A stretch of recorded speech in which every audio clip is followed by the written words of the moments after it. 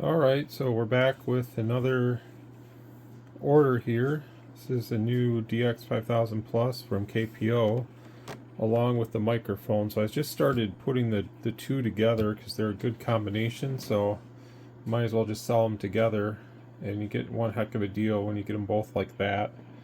And then also, because of the holidays and stuff, today being December 1st, I put a site-wide discount on all the K-PO products, so that's going to be your radio and mic combination here.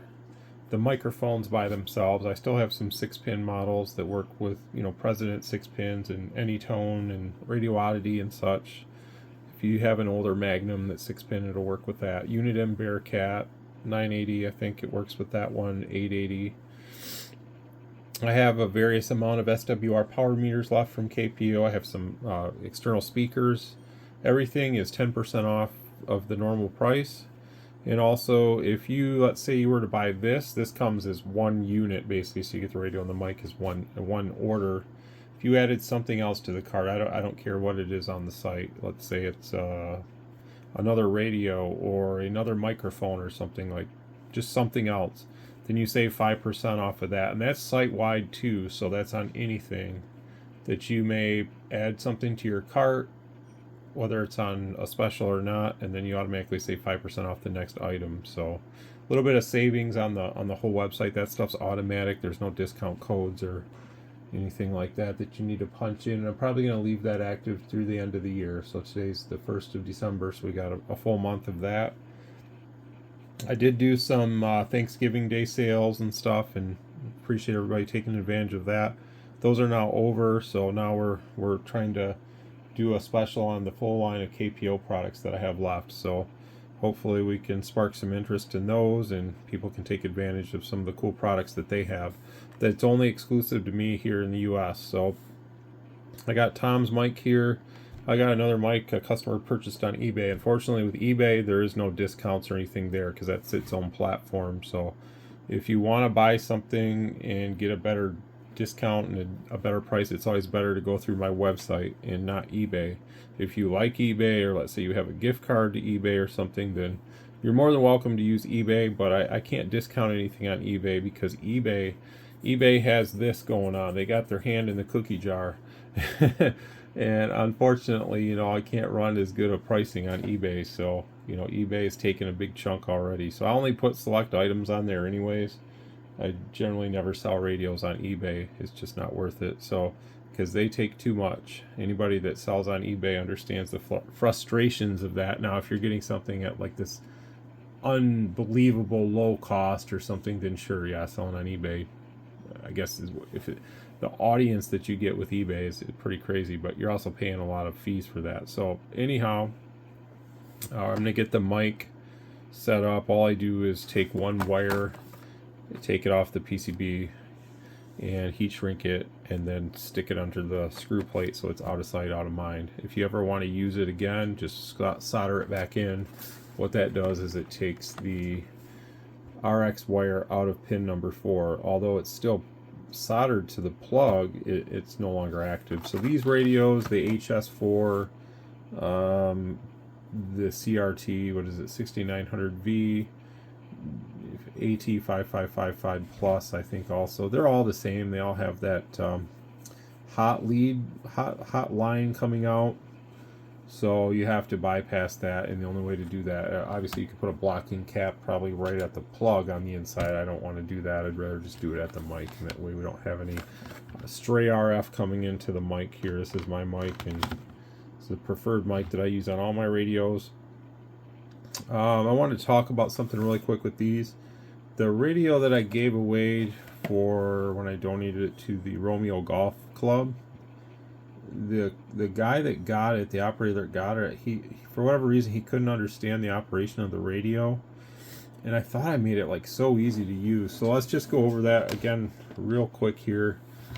This is band D. We have up to 60. So obviously if you understand your frequencies, then this isn't really a factor. Like I've said in a couple other videos, learn the frequencies, don't depend on a channel number. But I made it easy, so let's just see if I did it right, because I think maybe I made a mistake. I don't know. I'm not perfect. Let's see if they actually follow. So we're looking here and we're looking here. As long as those two match it, it's done right. So I thought I did it right. Yeah, and then this is always going to be right anyways because it's the standard offset. And of course, the standard offset there is to flip-flop. So, and we skip 19A. If you want that, just hit this, and there it is.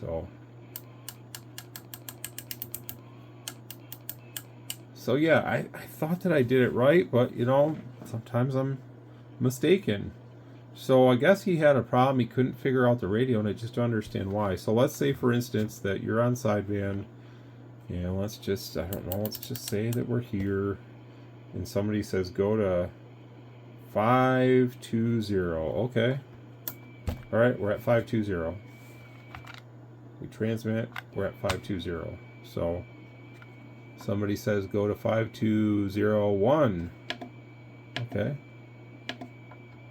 There's 5201. We transmit, we're there.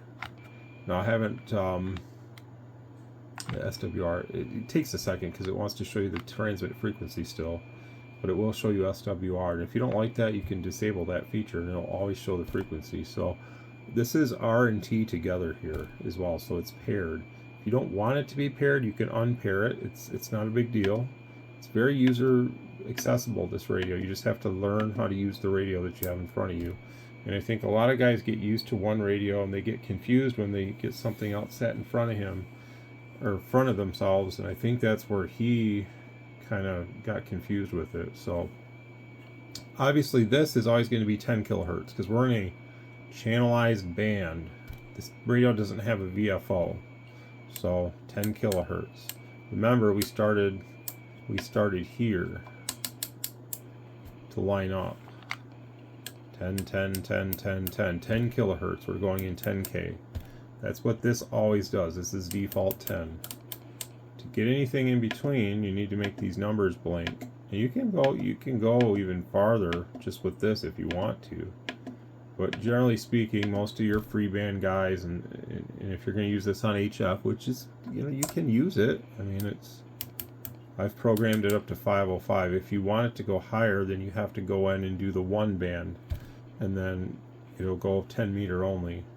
So let's say we're on 10, and for whatever reason somebody's working like around here, and we don't necessarily want to go just 5K. We want 1K. See how I did that? So now we're going 1K, and it only lets you go a maximum of 10K up and down. 10K either side.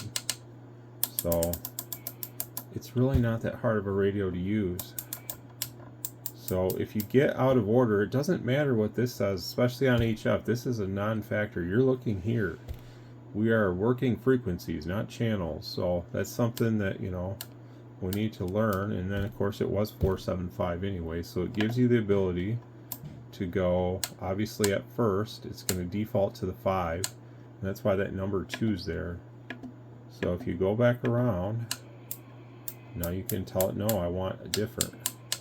So I can go 10 up, there's the center, and I can go 10 down just by doing that. When it stops, and then it stays in the 1K until you change the channel, and I'm assuming, no, actually it still stays in the 1K. So it's a little bit of a, you know, whatever you want it to do kind of thing. There it goes back to the 5K. It's going to always default to the 5K. So you're going to default 5K, and then if you tell it by doing this a couple times that you want 1K, it will do that. So I just, you know, I can use this radio and sit here and work contacts all day, and when I get my Mosley up, I probably will work one of these because I think it'll be fun. And that'll be a real HF antenna for the 10 meter band, which I haven't had in many years. I used to have a 3-element Cushcraft 10-3 they call it, and I used to work quite a bit of 10 meter on that, and I had a lot of fun. But that was only up like 30 feet, and the Mosley will be up like 20 meters in the air, so about 60 some feet. So I hope that he was able to work it out and figure out how to use the radio, because it's a really easy radio to use. Obviously we have our are UK/FM. Now to do this, you'd have to put all these to the 5 because again the radio doesn't allow it to have the offset in the PC programming, and that's something that could probably be corrected in the firmware and a redesign of the PC programming software also. And I might actually talk to K-PO about that and ask them if they can ask the factory to incorporate that so that we could load in the UK/FM band properly without having to do this. I'm not going to do it all for you, Tom, because I don't know if you're going to use it anyways, but I'll do the first 20 and then you can kind of add it in from there if you choose to. So it's real easy. Just that, and then if you go up to past 40, now you have 12 meter, and I started 12 meter a little lower than I should have, but for the voice portion it's got the whole spot. It starts at 880, but so here's your voice portion. Now if you wanted to work some 12 again, you would just, generally speaking, on HF, you're never going to have to worry about somebody being off frequency. I would have to fall and bump my head if I heard somebody off frequency, because most people never are. Even on CB anymore, it's getting very rare to hear somebody off frequency on sideband. So having this radio in the R and T just makes it that much easier to use. So you can just sit here and work through like that. And simple as that. I mean, you just tune around. This is like a VFO now. Even though it's not, it kind of is. So if somebody is working a little bit a different offset like this, and you just do this. And you can see it climbs on its own and stuff. So you're just telling it what you want it to do. Never once am I touching this because that's a non-factor. We're not using channels here. If you want to go 10K, you can, like that. If you really want to slice through the band quick. Alright, that's enough of that. I think it's so easy to use. But again, I've been doing this for almost 30 years, so radios to me aren't very difficult. Alright, so we're going to take the blue wire here. That's the wire that we take off. Just take that off and then it's simple and it's done. Okay, Tom, so there's the transmit frequency. It's really good. 205001. And that's going to be for AM/FM. These radios are about a 40 watt radio for FM. That's how I set them. So, and then I set them down to about 1 on the low end. So you have full adjustability, you know, 1 to about 40. Anywhere in between. FM mod, I'm going to turn it up to about 4.1. So out of the factory, it's about 2.8. I believe on the last batch I had of these like a year or so ago, you couldn't get any more than that. I think that was, yeah, because the one customer, he sent in a 6900 that he got from some other seller, CRT, and his was the older batch. Now I don't know what CRT does because I haven't dealt with their stuff in quite a few, like at least a year or more. I kind of stopped getting their new radios and stuff because it just really, I want to stick with certain ones, and theirs just generally didn't have all the features I wanted, so I kind of lost focus with theirs. When you can get equivalents that are probably better for the US market anyway, so in Europe probably CRT works fine for over there. And some of the models, you know, they have different features and stuff. That's 8 watts AM. Although I did like the 99V4, 9900 V4. I think that was a far superior radio than the original AT6666. Due to it being able to go 12 meter and have the CTCSS board factory installed. So pretty nice on that one. That one's discontinued, I believe, but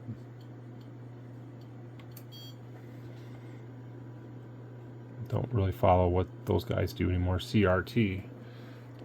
So I'm going to do the AM modulation now. About 64%. You can make these look really pretty. These are one of the better.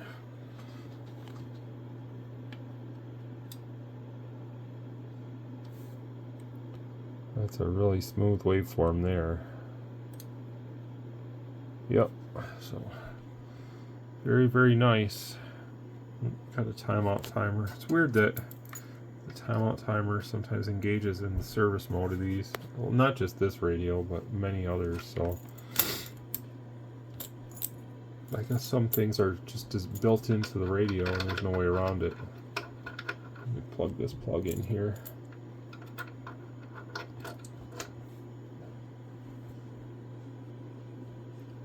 There we go. So about 87%. And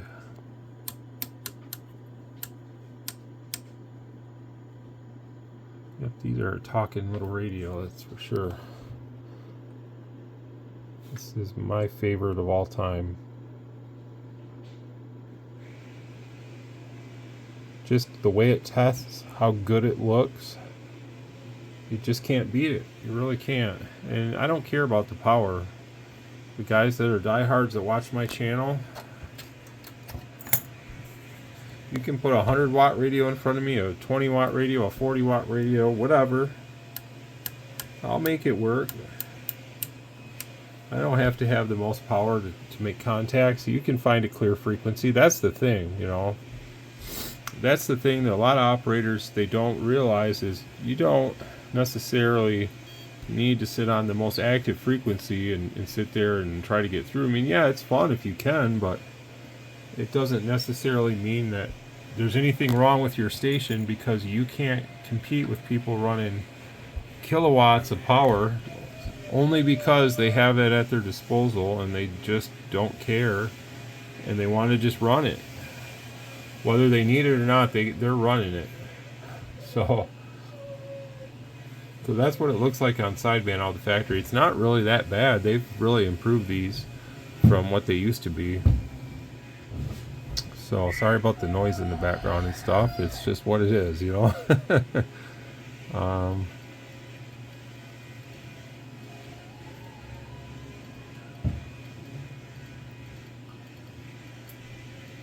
It's a little free entertainment. That's pretty darn close there. Let's see where we're coming out. About 23 already. That's why I say it's not bad at all. Can I make it a little bit better? I think so.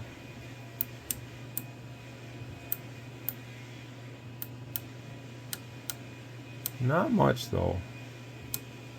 These are pretty stingy. I'm actually can clean up the waveform some, but as far as that goes, it's pretty much the way it is. And I'm not complaining at all. It's nice and clean. They've done a good job on this one of kind of locking it down and not allowing it to really, I mean, yeah, you can turn it up, and as you can see as I turn it up what happens, how that waveform distorts. Yeah, that's probably what some people would do, you know. They're going to go in here, here's all the way, there's what you get when it's all the way. So let's see, let's turn the measurement setting off and look at all that distortion. That's just tons of distortion. This is on upper sideband, and that's positive energy above 0 dBm going out. That's what you see with a lot of operators that have no idea what they're doing, and they're just running their equipment at full bore, and just, you know,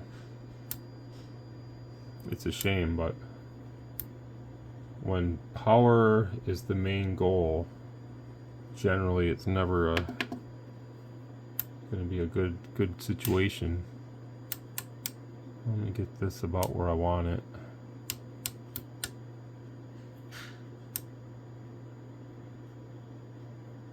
Okay, that's pretty good there. So that's where we're going to keep it. We're going to get out of this, come back to the standard radio. I guess it doesn't really matter what band I'm in. I'll show you all three bands. How about that? Alright, so here's our power checks. 12 meter first.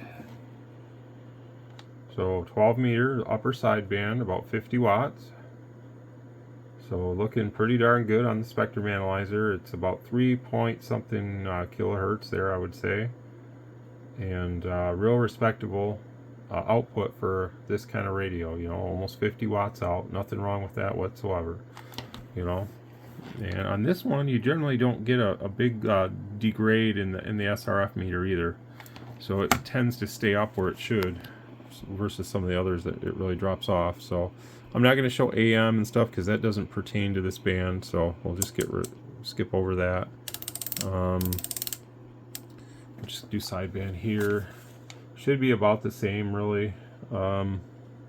Check 1 2, check 1 2. Hello radio, hello radio. I got to bring the spectrum analyzer back into view, but yeah, it's about the same.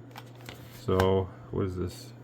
I just use my preset here. There we go. Now we're there. So yeah, so when we look at it here on the spectrum analyzer and the power meter, we're sitting about the same. Still about 40 to 50, somewhere in that range. So it's good. And then AM, it's about our 8 watt carrier. And then when I speak into the mic, 1 2 3, 1 2 3 4 5 6 7 8 9 10. Check 1 2, check 1 2. Hello. About 50 watts on the peak as well. Got a really hard hitting AM modulation on these. These radios have a really punchy modulation, really clean and clear, but they definitely have that, you know, advantage over maybe some of the other ones too. So each one has its specialty, and although this was a radio designed for the European market in a lot of ways, it still hits really good on AM and really sounds good, you know. So that's with the RF power all the way up. Turn it down. There's just under a watt, and then we can see when the power is just under a watt, you know, we're getting some peaks of energy there. Not a ton, but every once in a while it kind of creeps up on us there. So, and that's just the way the radio is made. You know, sometimes it's a little forgiving on the AMC circuit, but what you see on the spectrum analyzer, it's not really giving us any really information there that would give us anything to worry about as far as interference into the next channel on this band. So it looks good. And 10 meter, which band are we in here? F band. 28400. Whoop, I'm in the wrong one, so let's do that. There we go. Put this back in upper side. 28400. Okay. So here's 28400. This is with the RF power all the way down, so real low power. If you want to run like QRP, you could run it, you know, no problem. Turn it up all the way.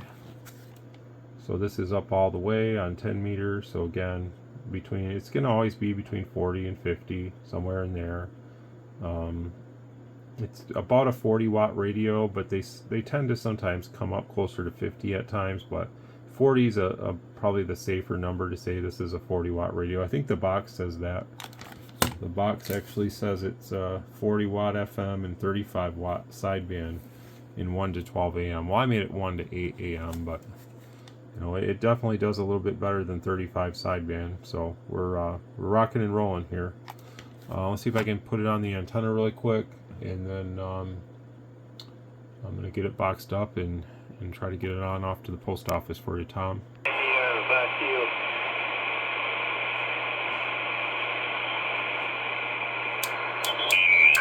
Hola Richard, mi nombre es Richard, estoy en el sur de Chile, al sur de la capital de Chile. Adelante, buenas tardes.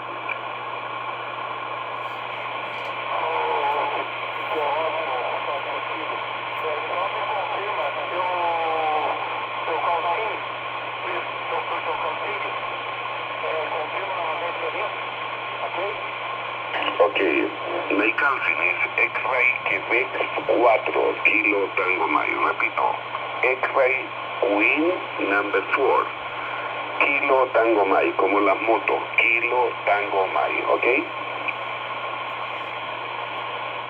It's got a dim feature on it too, that some of the other ones I had years prior didn't. Tango Mike X, Quito número 4 KPM, ok?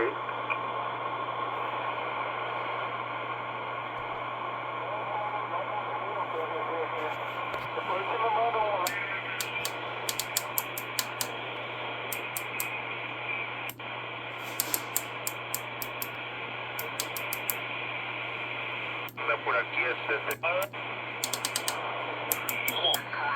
Zulu Sugar Delta, Alaska. Yeah, just because some operators might not be used to using a radio like this on 10 meter or something doesn't mean that you can't use it. I mean, everybody would love to have a HF radio with a dial that you can just spin and look at a display and look at a pan adapter and say, oh, here's some signal, and just touch the button. But, you know, in the days prior, that wasn't an option, so radios had to be used a different way. And I think now, in some ways, it's a convenience, and believe me, I enjoy it too, you know. Oh, I'd be lying if I didn't enjoy radios like that are touchscreen and, you know, or on a computer screen, you just point the mouse and click on the signal. But there's something to be said about using a little bit older designed radio or something and being able to just still work contacts with. You can set anything in front of me and I'll figure out how to use it. And some operators enjoy that and some don't. And, you know, that's what it boils down to, I think. So, you know, I'll try to make the most out of what I can. You can see, well, some operators might say, well, I'm changing that and it's not moving. That's because I changed this. So this should be here. You know, I've changed things. So this actually should be here. And then, you know, that should be there. So it's kind of weird, but it works. You know, you can still make contacts no matter what you do. So you have a frequency in front of you. You use it. You know, that's all you have to do there. So now it's default back. When you see that 2, it goes default back. You know, and we're defaulting now in the higher kilohertz, but you know, you use what you see, and you tune to the frequency. The only time you have to touch this is if you run out of room to move the frequency here, then you move this. So I hope you enjoy it, Tom. I don't know if you're going to use it on 10 meter or not, but you know, obviously if you have something that's designed more for the current age, it's going to be a little easier to use, but that's not saying that you can't use these, you know. They're very usable in this day and age if you have the patience and the time to figure out how to use it. So hope you enjoy it. I think you have one of these from me before, or maybe the CRT or something. So I think you know the lowdown anyway. So we'll get this heading your way, and 73, and hope you have a good holiday.